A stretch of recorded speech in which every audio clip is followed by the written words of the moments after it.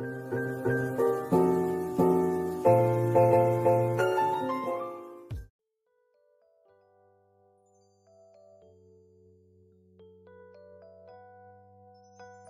kami dari kelompok 3 yang beranggotakan saya Ataya Nur Nafisa, NIM V3721010. Namaku Audia Reza dengan NIM V3721011. Saya Aulia Hanita Maharani dengan NIM V3721012. Dan saya, Aulia Nurul Istiqomah dengan NIM V3721013 akan melakukan praktikum dengan bahan dasar daun jambu biji atau Asidi Guajava Volume. Pemberian daun jambu biji menurut Depkes RI 2017 atau FHI edisi 2 yaitu berupa helaian daun tunggal bertangkai pendek, helai daun berbentuk bulat memanjang, pangkal daun bulat sampai rata, tepi rata, agak menggulung ke atas, ujung runcing sampai meruncing, permukaan atas agak licin, pertulangan daun menyirip, ibu tulang daun dan tulang cabang menonjol pada permukaan bawah, permukaan atas berwarna hijau kecoklatan, permukaan bawah berwarna hijau, dengan bau khas yang mula-mula tidak berasa, lama-lama akan kelat dan pahit. Proses penyiapan Simplicia terstandar melalui beberapa tahapan proses, yaitu pemanenan, sortasi basah, pencucian, penirisan, pengeringan di bawah sinar matahari, sortasi kering, pengemasan, dan penyimpanan. Varian pada daun jambu biji memiliki bentuk tulang daun menyirip, permukaan atas yang licin, dan permukaan bawah yang kasar dan memiliki bulu. Daun jambu biji memiliki bau yang khas dan juga memiliki rasa sepat dan getar.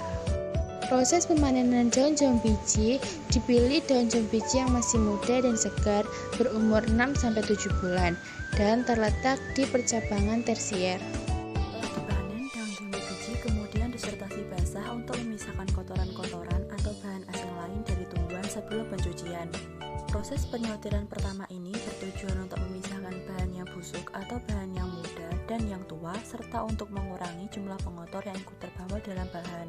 Pada daun jambu biji, sortasi basah dilakukan secara manual. Bahan nabati yang baik memiliki kandungan campuran bahan organik asing tidak lebih dari 2%. Setelah disortasi, selanjutnya adalah proses pencucian. Daun jambu biji dicuci menggunakan teknik perendaman bertingkat. Proses perendaman dilakukan beberapa kali pada wadah dan air yang berbeda.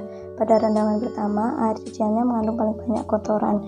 Pencucian ini bertujuan untuk menghilangkan mikroba dan kotoran yang melekat pada daun. Pencucian juga harus menggunakan air yang bersih. Setelah dilakukan pencucian, selanjutnya daun jambu biji ditiriskan dan diletakkan di atas tampah. Daun jambu biji ditata pada tampah agar tidak saling tumpang tindih. Tujuan dari penirisan ini adalah untuk mengurangi kadar air pada daun sebelum dikeringkan. Selanjutnya yaitu pengeringan daun jambu biji. Daun jambu biji ditata di atas tampah, kemudian dijemur di bawah sinar matahari selama kurang lebih 2-3 hari penjemuran. Daun kering kemudian dilakukan penyortiran tahap kedua yang disebut dengan sortasi kering.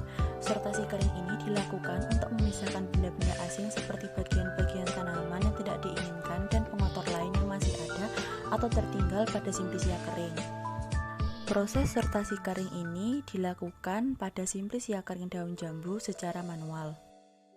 Selanjutnya, kita melakukan proses penimbangan terlebih dahulu.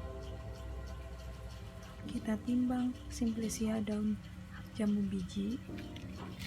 Kita masukkan. BTW ini tangannya udah bersih ya, soalnya sudah cuci tangan. Setelah kita timbang, kita bungkus Simplicia daun jambu biji menggunakan plastik klip.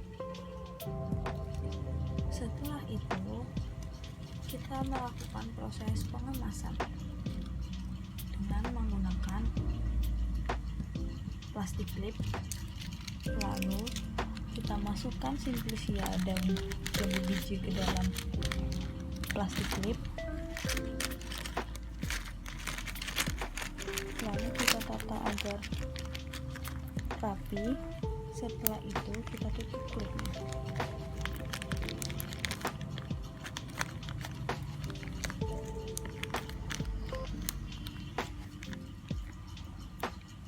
Tutup klipnya harus rapat ya, agar kedap dan terhindar dari cemaran bakteri atau mikroba.